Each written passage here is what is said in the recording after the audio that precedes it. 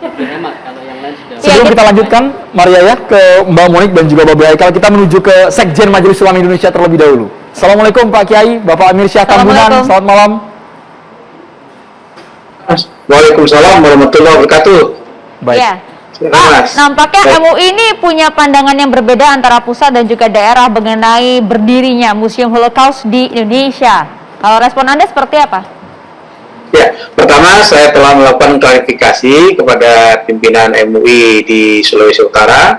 Tidak ada perbedaan antara apa yang disampaikan oleh Ketua MUI Pusat, Mas Sudarnoto Abdul Hakim, sebagai Ketua MUI Bidang Hubungan Luar Negeri. Artinya pandangan MUI tetap sama, yaitu menolak ini didirikan di Indonesia. Mengapa? Karena seperti kita ketahui bahwa dalam pembukaan Undang-Undang Dasar 45 disebutkan bahwa sesungguhnya kemerdekaan itu adalah hak segala bangsa, dan oleh sebab itu penjajahan di atas dunia harus dihapuskan karena tidak sesuai dengan pri kemanusiaan dan pri keadilan. Artinya pri kemanusiaan dan pri keadilan ini dua kata yang melekat pada Pancasila seperti yang disebutkan terdahulu tadi. Oleh karena itu konteks Indonesia maka sangat tidak relevan pendirian Holocaust ini. Mengapa? Karena seperti diketahui bahwa Holocaust ini sudah menjadi pengetahuan umum, yaitu genosida terhadap kaum Yahudi oleh Nazi ketika Perang Dunia Kedua, dan oleh karena itu menurut hemat saya tidak perlu dibuat museumnya di Indonesia. Kalau mau dibuat museumnya di negara yang bersangkutan saja. Kenapa? Karena tadi itu tidak relevan dan kontraproduktif dengan dimana Indonesia adalah negara yang berdasarkan prinsip Pancasila, ketuhanan yang Maha Esa, ya, kemanusiaan yang adil dan beradab, persatuan Indonesia, kerakyatan yang dipimpin oleh hikmat kebijaksanaan dalam permusyawaratan perwakilan, dan terakhir keadilan sosial bagi seluruh Indonesia. Itu pertama. Yang kedua saya perlu tegaskan bahwa seperti yang disebutkan oleh narasumber terdahulu tadi, Saudara Yakub, bahwa ini izinnya tidak ada, kata beliau pribadi. Tapi kemudian kalau diresmikan oleh pemerintah daerah, ini kan kontraproduktif lagi nih. Artinya, apa yang dimaksud dengan pribadi ya tidak mungkin bisa dikatakan diresmikan oleh pemerintah daerah, apalagi melibatkan Kementerian Luar Negeri.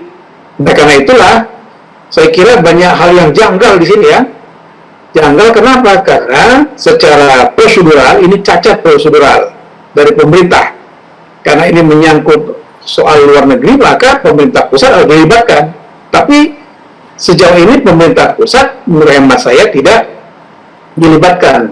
Ya, oleh karena itu sekali lagi saya selaku Sekretaris Jenderal Majelis Ulama Indonesia betul-betul kaget, terkejut ya. Dan oleh karena itu sebaiknya untuk mengakhiri pro kontra ini sebaiknya ditutuplah museum ini. Karena apa? Karena Indonesia mempunyai kepribadian khusus sesuai dengan Pancasila tadi, sesuai dengan pembukaan Undang-Undang Dasar 45 tadi. Kita dirikan museum lain yang relevan dengan dengan kepribadian bangsa Indonesia. Namun tadi pendirinya mengatakan bahwa ini untuk mengingat kembali silsilah turun-temurun dari kakeknya yang pernah juga menjadi korban pembantaian. Alasan personal. Ya, kalaupun dikatakan secara silsilah mengingat atau oleh keluarga untuk diingat, saya kira cukup ya dibaca sejarahnya oleh keluarga. Jadi tidak perlu melibatkan institusi bangsa Indonesia. Bayangkan tadi kehadiran Stephen di sana itu sebagai wakil gubernur, itu kan berarti atas nama pemerintah daerah. Pertanyaannya sekarang, apakah pemerintah pusat sudah mengetahui belum? Apakah pemerintah luar negeri? Kan begitu konsekuensinya kita bernegara. Baik. Jadi bernegara ini ada secara struktural ya pemerintahan yang harus dihargai, harus dihormati.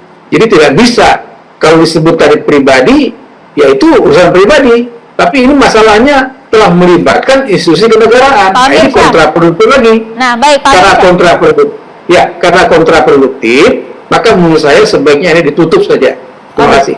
Tuduhannya cukup seru, ditutup saja, mencederai Pancasila, kemudian kontraproduktif, dan juga izinnya pun dipertanyakan. Pak Nurholis, ada yang direspon?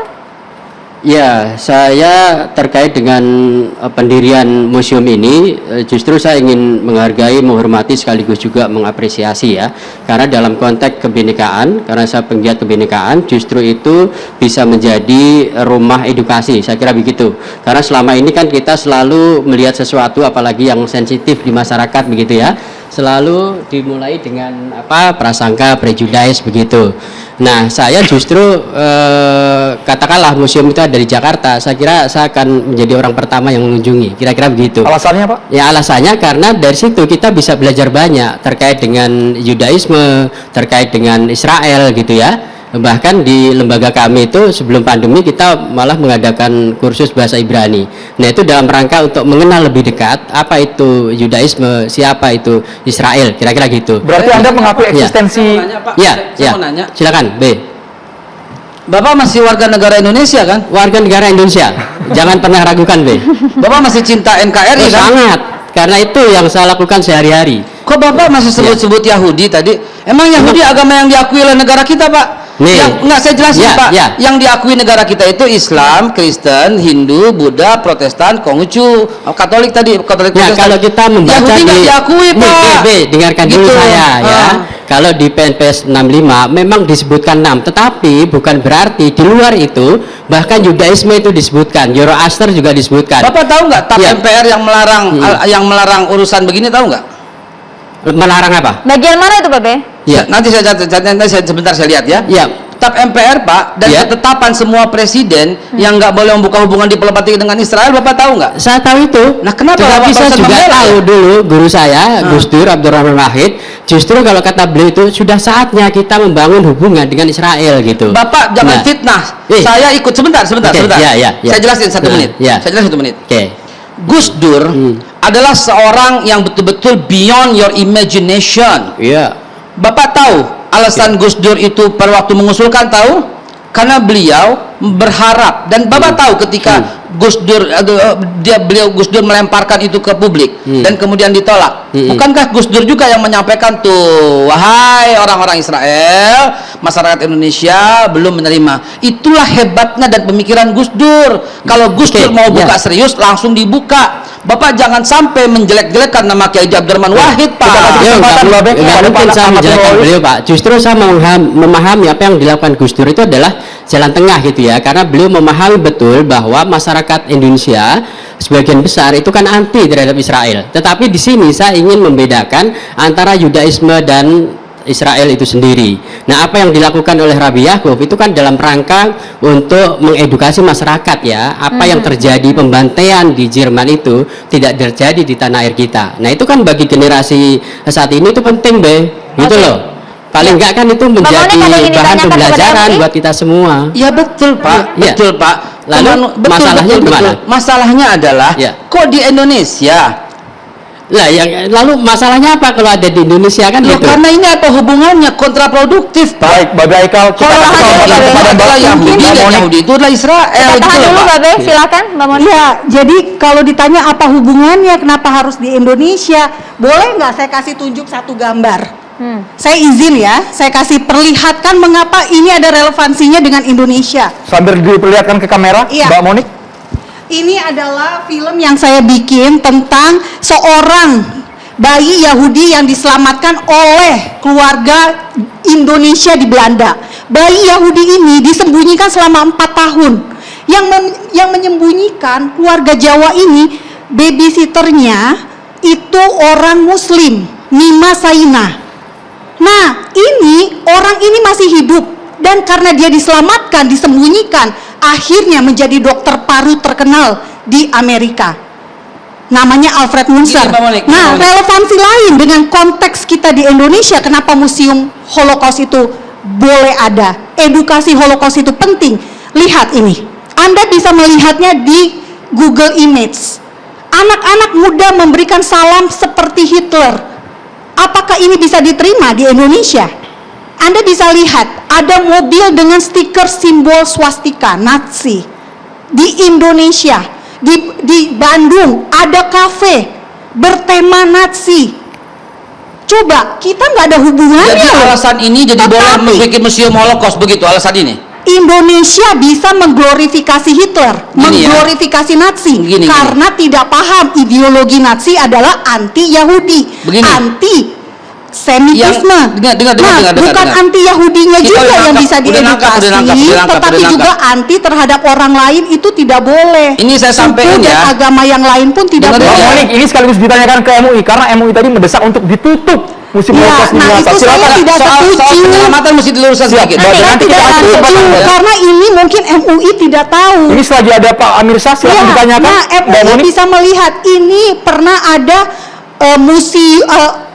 patung Hitler, patung lilin di Jogja. Patung lilin dipakai untuk selfie.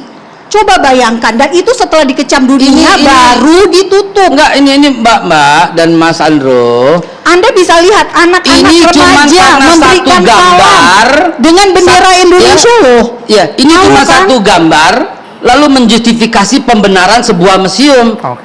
Itu kan enggak, maaf ya saya bilang, Mbak Monik ini terjangkit disability thinking loh ya. Cuma satu poin kemudian menjadi ini. Kalau mau lihat poin itu yang utuh. Babe, kita Sekarang kasih ini kesempatan Pak Amir Syah, Babe, untuk menanggapi itu, Babe. Boleh kita dengar suara MUI? Silakan. Pak Amir Syah. Pak Mirsa. Ya, baik. Sekali lagi ingin saya tegaskan bahwa apa yang sudah dilakukan di Sulawesi Utara ini, menurut hemat saya, ya, termasuk pembangunan yang tanpa izin, ini sekali lagi ya secara prosedural menurut saya sangat cacat prosedural ya. Kalau tadi dikatakan pribadi tidak perlu izin. Nah, ini kan lagi-lagi menurut hemat saya sikap yang gegabah, sikap yang menurut hemat saya itu sikap yang sangat-sangat bertentangan dengan peraturan perundang-undangan yang ada di Ya. Indonesia. Pak Mirsa. Ini pertama. Dan yang kedua, substansi museum ini juga menurut hemat saya tidak relevan. Kenapa? Karena kontraproduktif dengan apa yang terjadi pada sejarah yang ingin dijelaskan ya di dalam museum ini. Indonesia punya sejarah sendiri ya. Kenapa tidak sejarah Indonesia yang dibangun di Indonesia? Ya. Karena banyak peristiwa-peristiwa bersejarah di Indonesia yang justru menurut hemat saya tidak diketahui oleh masyarakat Indonesia. Jadi jangan sampai kita ini miskin sejarah, kemudian kita seolah-olah menganggap bangga sejarah luar itu, ya, tapi kemudian ini membuat sejarah kita sendiri, kita ahistoris terhadap sejarah Pak kita Mirsa, itu. tadi Ya, bahkan Mbak Monik ya. menganggap bahwa nampaknya MUI ini yang kurang paham, Pak. Ya, jadi begini ya, saya kira apa yang disebut oleh narasumber sebelumnya, ya, termasuk ilmu dianggap tidak paham, saya kira terbalik ya. Kita sudah sangat memahami sejarah Indonesia ini. Bayangkan Indonesia ini berdiri ya atas perjuangan para ulama, para kiai, para santri ya, sehingga apa? Tanpa memikirkan jiwa raga ya dikorbankan untuk mendirikan negara ini. Nah, sekarang negara sudah berdiri, negara dari Sabang Merauke sudah berdaulat, maka kedaulatan negara ini seperti pada pembukaan Undang-Undang 45 alinea pertama tadi, ya semua penjajahan dunia ini harus dihapuskan. Karena sikap dari Yahudi yang masih menjajah Israel ini, menurut hemat saya, bertentangan dengan pembukaan Undang-Undang Dasar 45. Nah, dalam kondisi semacam itu, masa iya mau dipertontonkan di masyarakat Indonesia? Ini kan namanya aneh ini ya. Menurut saya tidak masuk akal ini. Di luar nalar akal sehat kita ini. Nah, oleh karena itu sekali lagi, menurut hemat saya, ini harus ditolak. Ya, sekali lagi, karena bertentangan dengan secara prosedural pendirian Holocaust ini. Terima kasih. Iya. Oke. Ini yang saya mau garis bawahi dalam catatan demokrasi kali ini, ada nuansa seolah-olah yang dibangun kita memusuhi Yahudi. Dan Monik dengan bangganya membeberkan satu orang Islam yang menyelamatkan Yahudi. Mbak Monik, tahun 623 Nabi Muhammad membentuk 47 pasal perjanjian yang namanya perjanjian Madinah. Di situ membela dan melindungi Yahudi. Tahun 636 Umar bin Khattab membentuk Wa'dal Umariyah yang di situ melindungi sinagoga dan Yahudi sekaligus Kristen dan salibnya. 1183 Sultan Salahuddin Al-Ayyubi membuat perjanjian Ramallah yang melindungi Yahudi yang ada di Palestina dan melindungi gereja, sinagoga, semuanya. Jadi jangan pernah ajarkan kami dalam hal melindungi masyarakat dan umat. Kita nanti dengarkan juga Gitu. suara dari DPR, dari Pak Mahfud Siddiq. Bentar. Artinya yang saya mau sampaikan, tidak perlu mengatakan umat Islam seolah-olah memusuhi Yahudi. Yang jelas di negara ini sesuai dengan pembukaan UUD 45 tidak menerima Ini sepertinya ingin komentar semua ini, Pak Ahmad Nurholis Ya. dan Ibu Monik. Kita tahan dulu Bapak dan Ibu. Sesaat lagi kami akan segera kembali, pemirsa, tetaplah bersama kami.